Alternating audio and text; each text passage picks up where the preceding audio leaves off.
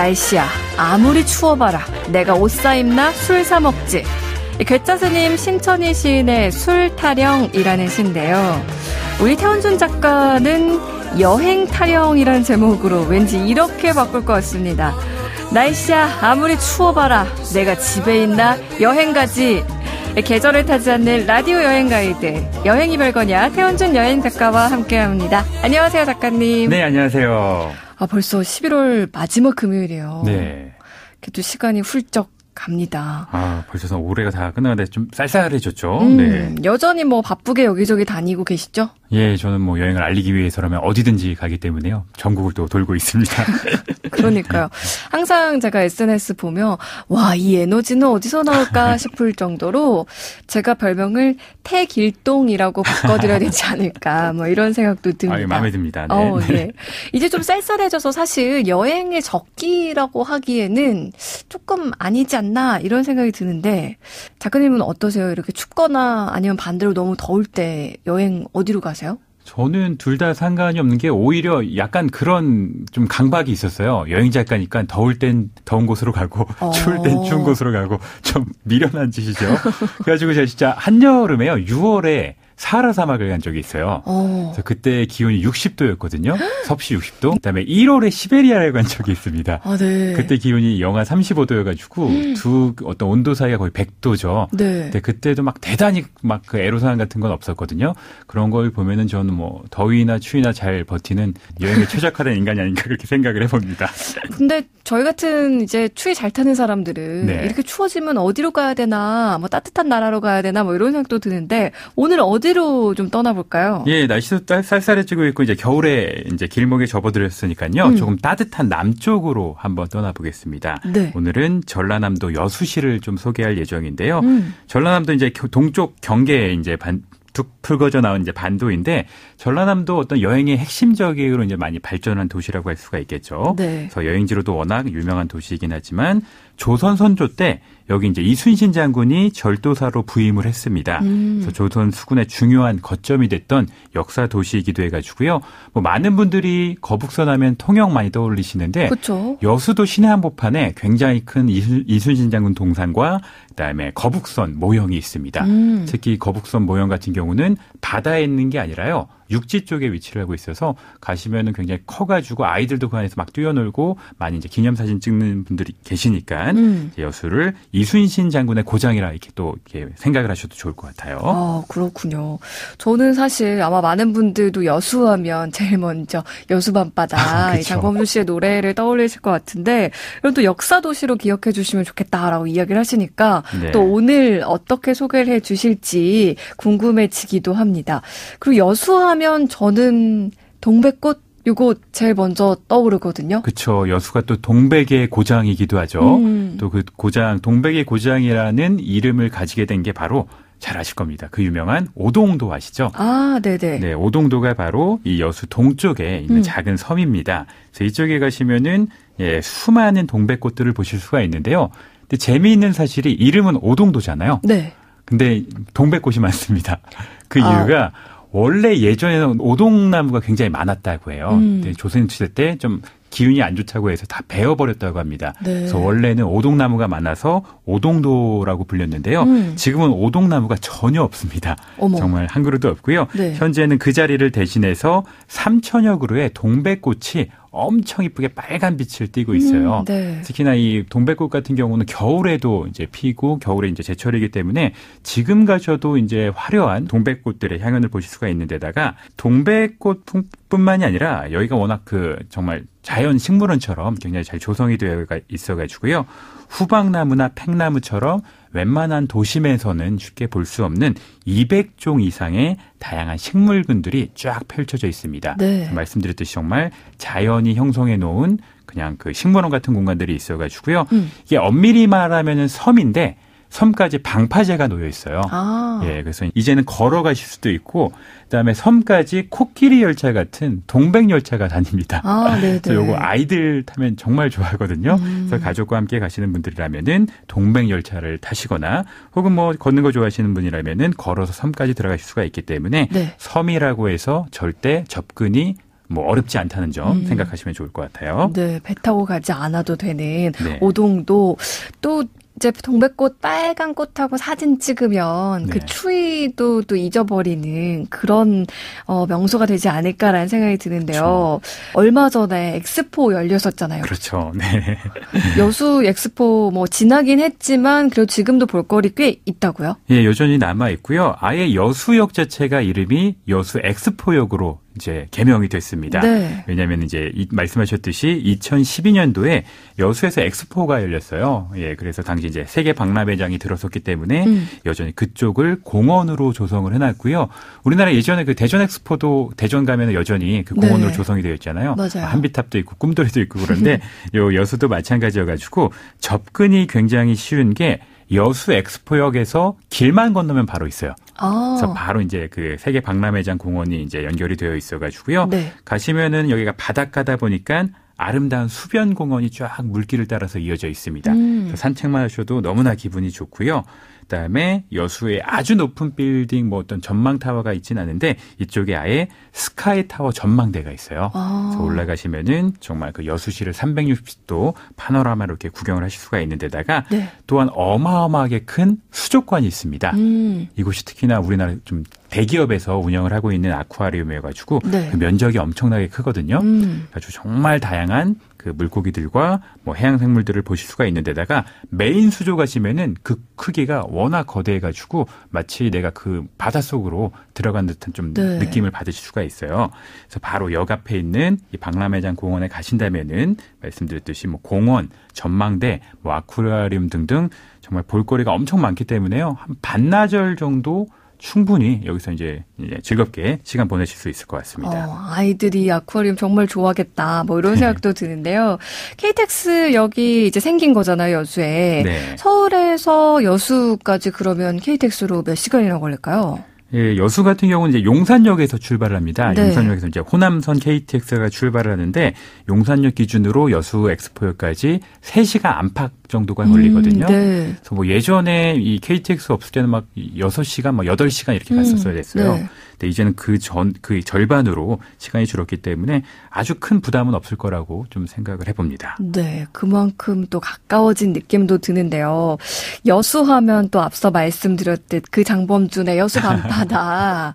아니 그래서 어떤 식당에서는 장범준 씨가 정말 저희 가게에 온다면 네. 그날 하루는 골든벨 울리겠습니다. 그러니까 모든 음식을 공짜로 드리겠습니다. 뭐 이렇게 플랜카드를 이렇게 붙여놓은 식당도 있다고 하더라고요. 저도 SNS에서 봤던 것 같아요. 그렇죠. 네. 네. 그럴 정도로 이제 정말 여수의 대표 뭐 노래 아니면 대표 상징이 됐는데 여수하면 또 그만큼 밤바다가 예쁜가요? 예, 정말 낭만적이고요. 밤이 되면은 수많은 대교에 막 조명이 무지갯빛으로 들어옵니다. 한 대교 같은 경우는 50개가 넘는 색을 막 바란다고 해요. 그러다 보니까 그런 모습들이 예뻐가지고 예, 밤바다를 이렇게 노래하셨던 것 같은데 정말 여수시는 장범준 씨한테 좀 이렇게 상을 줘야 될 것 같긴 해요.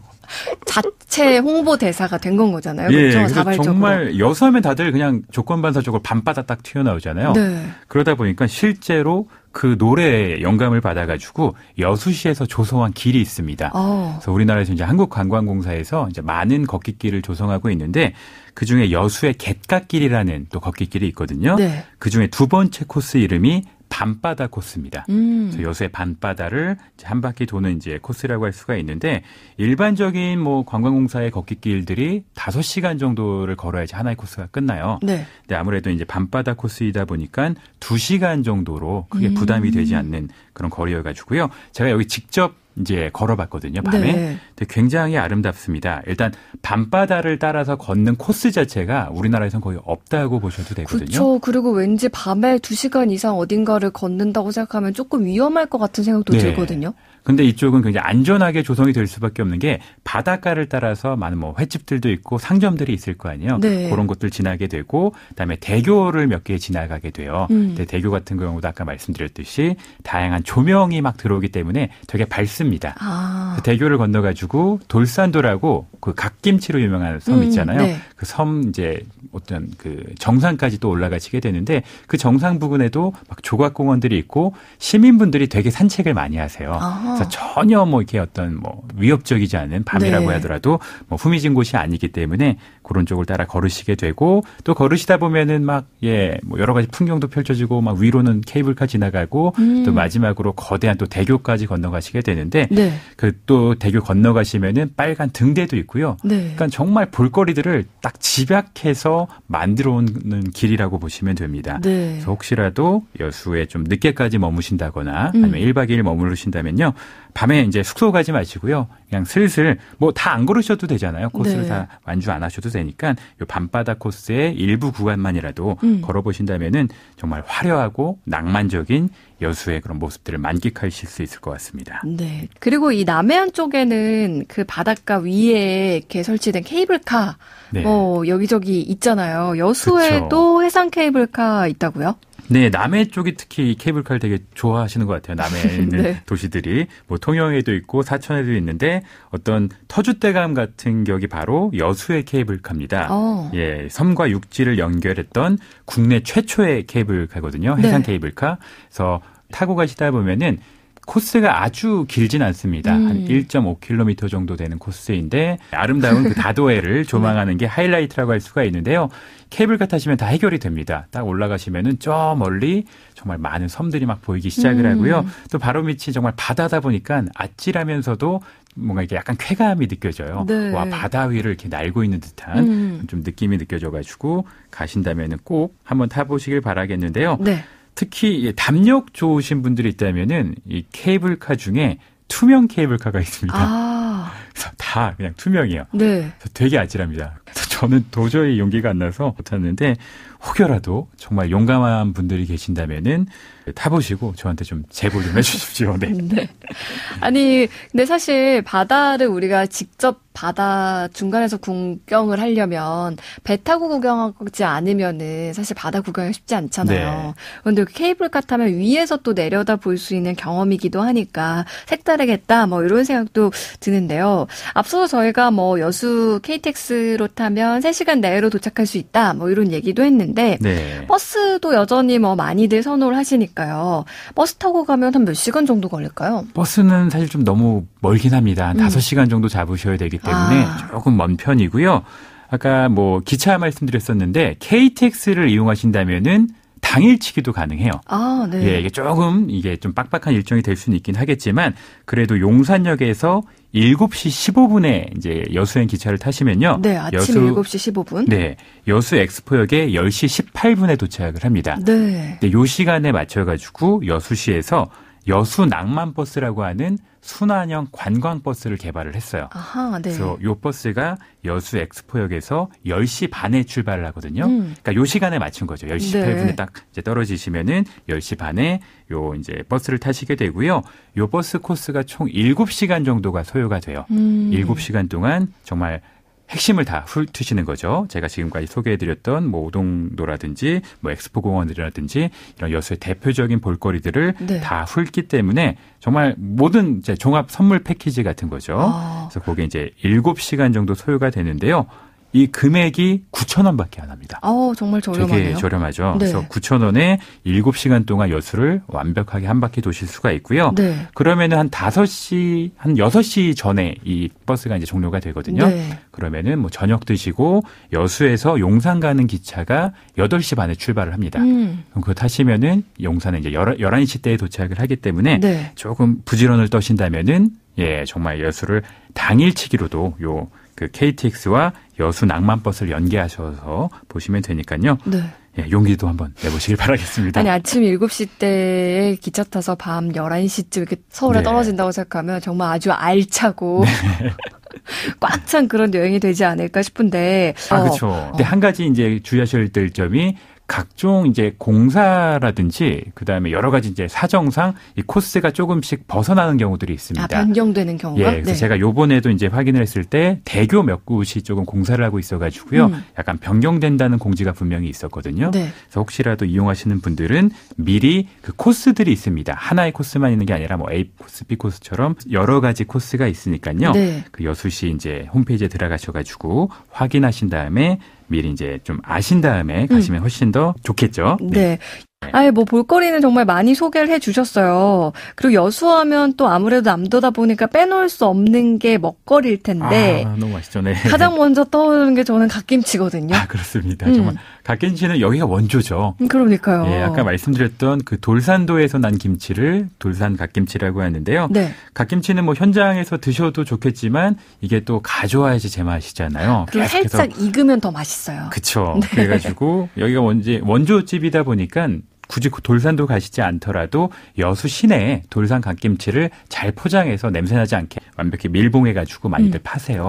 그래서 그런 거 꼭 이제 집에 하나 정도씩 혹은 뭐 선물하실 거면 여러 개 이제 사오셔가지고 네. 예, 그 여수의 향을 그대로 가지고 오시면 좋을 것 같고요. 그다음에 여수에도 뭐 워낙 맛있는 것들이 많죠. 그중에 이제 첫 번째로 이제 국가가 허락한 유일한 또 도둑이죠. 밥도둑. 네. 간장게장이 또 유명합니다. 네. 뭐 3대 도둑 얘기하잖아요. 연정훈, 비, 간장게장. 네. 그래서 간장게장이 워낙 또 여수가 또 대표적으로 유명해요. 간장게장이 뭐 전라남도 쪽에 뭐 유명한 곳들이 많은데 역시나 그 중에서도 또 터줏대감 같은 게 바로 여수의 간장게장이고요. 간장게장도 맛있는데 이 남도다 보니까 반찬이 정말 푸짐하게 나와가지고요. 네. 마치 거대한 그 한정식처럼 나옵니다. 그래서 2만 원대에 조금 이제 저렴하게 드실 수도 있기 때문에 네. 여수 가신다면은 간장게장을 드셔야지 좀 남는 장사예요. 네. 또 간장게장 말고 유명한 또 음식이 있잖아요. 여수에. 예, 여수에 특산 음식이 있습니다. 그러니까 여수 가셔야지만 또 드실 수 있는 음식이 하나 있는데 바로 서대회입니다. 네. 서대는 이제 가자미과의 이제 넙치같이 생긴 이제 생선인데요. 이 서대가 이제 여수 쪽에서 굉장히 많이 잡힌다고 해요. 그래서 6월부터 10월까지가 제철이긴 한데 요새는 거의 1년 내내 회로 즐기실 수가 있습니다. 네. 얇게 점여가지고요. 그냥 초고추장에 이제 듬뿍 찍어서 먹는 이제 전통 음식이라고 할 수가 있는데 이 서대회는 뭐 전라남도에 몇 군데가 이제 맛보실 수 있긴 한데 일단 전라도를 벗어나시는 순간 거의 드시기가 쉽지가 않거든요. 그래서 여수 가셨다면은 예, 간장게장도 맛있지만 간장게장은 사실 뭐 서울에서도 즐기실 수 있긴 하잖아요. 네. 서대회만큼은 예, 여수에서 즐기셔야지만 좀 예, 정통으로 즐기실 수가 있기 때문에 여수까지 가셨다면은 서대회까지 드셔야지 좀 잘 먹었다고 소문이 날 것 같습니다. 세계가 너무 강하네요. 간장게장, 네. 서대회, 돌산 갓김치까지. 네. 벌써 침이 도는데.